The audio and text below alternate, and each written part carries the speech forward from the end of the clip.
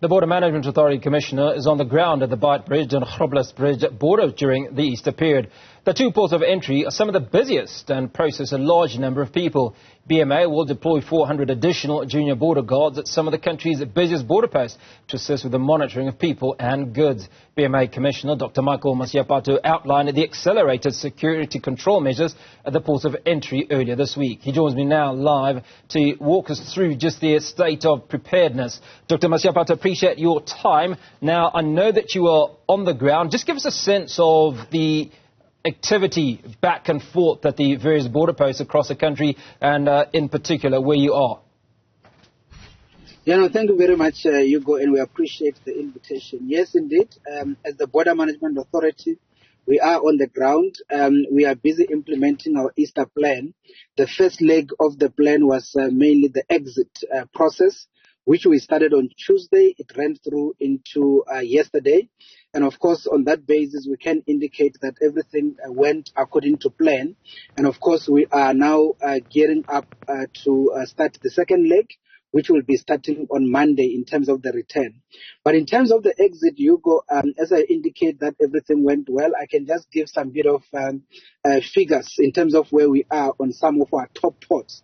So if we can look at our top land ports, I can talk only on two, which is Lebombo into Mozambique. We had actually facilitated around 59,000 people from Tuesday until yesterday. And of course, the second leading one is Beitbridge, where we had facilitated around 56,000 people that had crossed over from Tuesday also until yesterday.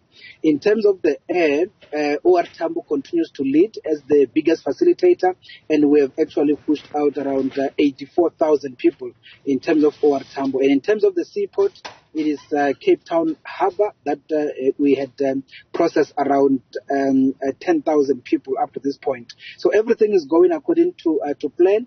The latest highest number was in the morning yesterday when we were finalizing the exit phase. And as we speak now, I am on the way to Grobler Bridge, where we are going to deal with the return, which starts on Monday the 1st. Now, how's the BMA coordinating with other law enforcement authorities, such as the South African Police Service, South African Revenue Service, and South African National Defence Forces? Yeah, so indeed, Hugo, with this particular work that we do, there has been a very clear instructions in terms of the Border Management Authority Act, in terms of Section 5, subsection C, that as we do this work, we must coordinate and cooperate with other law enforcement structures. And that is why in each port we have what is called the Port Management Committee. So in the committee, under the leadership of the Border Management Authority, we do have all of these structures represented, it be SARS, it be the police, it be defense, or even the local traffic police for the purposes of managing the corridor. So to that extent, there is a very good working relationship on the ground because the relationship is also defined in law. Section 28 of the BMA Act indicated we needed to draft what we call the implementation protocols, which defines operational differences in terms of what does the Border Management Authority do? What does any of the other structures do? What does SARS do? What does defense do and the police do and all of that? So everything is well defined, and we are coordinating all these activities as we do this work with the rest of the team. Now, Dr. Masiapato, I'd imagine that over the last few months you've heightened controls at the various border posts, but obviously it doesn't stop those illegals that are trying to get through. So whether they are migrating for economic reasons or they are trying to filter into or out of the country for other illegal means, have you seen a downscaling in this sort of activity? Yeah, indeed. The issue of illegal migration remains one of the biggest issues that we had to be dealing with in this work. But of course, in terms of the implementation of the exit leg, in other words, the exit process, there is not much that is a problem in terms of the inward movement of illegal migrants as we deal with the exit phase. So on that basis, we are very much ready and gearing up in terms of handling the return. It is during the return leg where we have a lot of people who will be trying to come through into the country illegally. However, we had deployed, I was yesterday in Beitbridge, for instance, with the team, and day before yesterday with the team. which included members of the SANDF, and we have identified all the critical areas where we do experience this illegal migration. And of course, those areas we are going to do the static deployment of the border guards together with the SANDF to deal with those. But in terms of whether there is a complete difference, if we are to look historically, we can indicate that we are seeing some bit of respect in terms of the law enforcement authorities in the country. And the typical example of that, Hugo, has been that mostly our ports, especially the big ports like Beitbridge, Lebombo, Maseru Bridge, as well as Fitzburg to Lesotho, we had a lot of rovers inside the ports, meaning people who just walk around.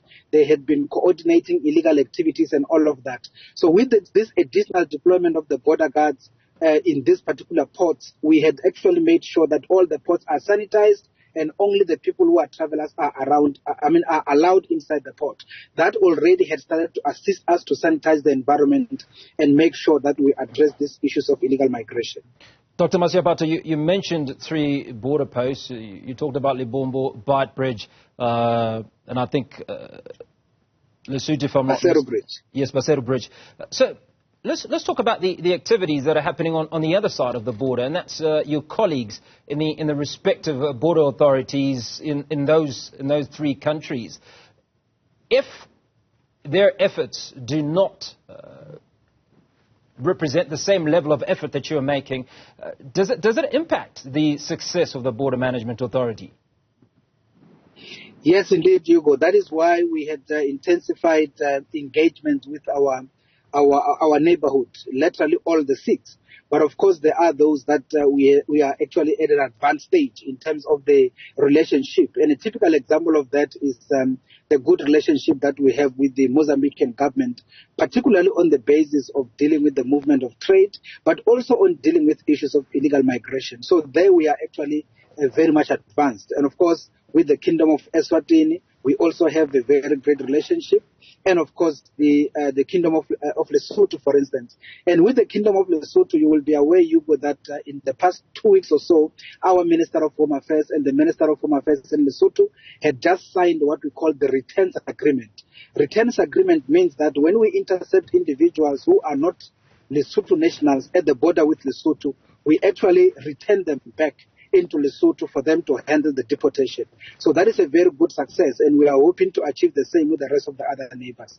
Of course, the biggest challenge we have is with our colleagues from Zimbabwe. There, we are not as yet at a level where we would like, and we continue to engage with them so that we are able to work together with them for them to assist us in dealing with the issue of illegal migration in particular. But up to this point, I can confirm that we are not yet at the level that we will want. But of course, we continue to engage with them. And of course, once we reach the level we want, we will definitely start seeing a mitigated challenge of irregular migration into South Africa.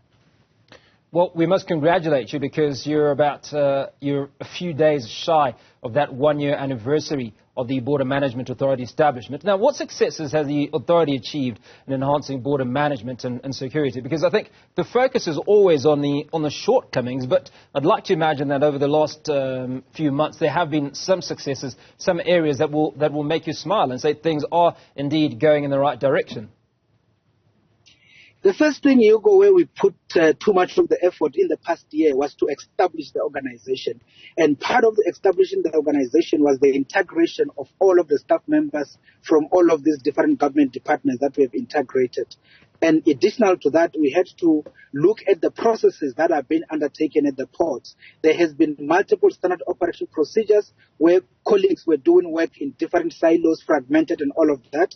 And we had to start infusing all of those into a single standard operating procedure to make sure that we bring efficiencies in as far as the port environment. And the typical example I can give in this instance, Hugo, is the issue of the trucks at N4 corridor towards Lebombo into Mozambique. We had been able to reduce the waiting time there from around 9 hours at the port to just around 3 hours, from 9 hours to 3 hours.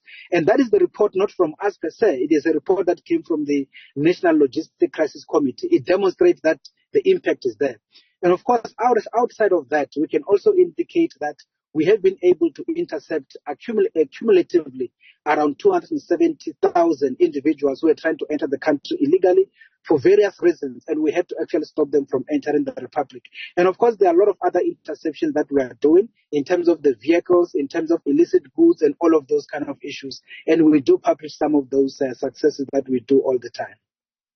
But one area that you are focused on is the deployment of 400 additional junior border patrol officers. Talk to us about how you are spreading these out across the various entry and exit points. Yeah, so this is the team that we have started training them since last year. So as you will be aware, our training becomes very much intensive, and on that basis, it takes a bit long for them to ultimately graduate. So they are supposed to finish their training sometimes in the coming month. However, we then thought that in this particular period, let's bring them on board so that they can start doing some experiential learning on the ground, and that is why we actually had brought them in. They will be part of this operation for 10 days, and therefore after Thursday next week, they'll go back to college to do their last part of the training, which include your firearm training and all of those kind. And then they will then pass out and then come back for deployment. But in this particular period, what we did is we look at the critical land ports that are very much problematic. That is why we have around 130 deployed at Beitbridge. We have around 120 deployed in Libombo, and we have some few deployed in Maseru Bridge in Fixbeck, and we also have a few deployed at Oshhoek. So these are the biggest ports where we had some bit of challenges, and that is why we brought them in to assist us in terms of law enforcement issues, but also in terms of processing from an immigration point of view, because they are well trained even in terms of the system. And that is why this time around we did not have those chaotic queues and all of that. It is because of their contribution. Great work. Appreciate your time, Dr. Mike Masiapato. As always, good to speak to you, the BMA Commissioner on the ground, Border Management Authority Commissioner on the ground over the Easter period, just ensuring that the borders are run correctly.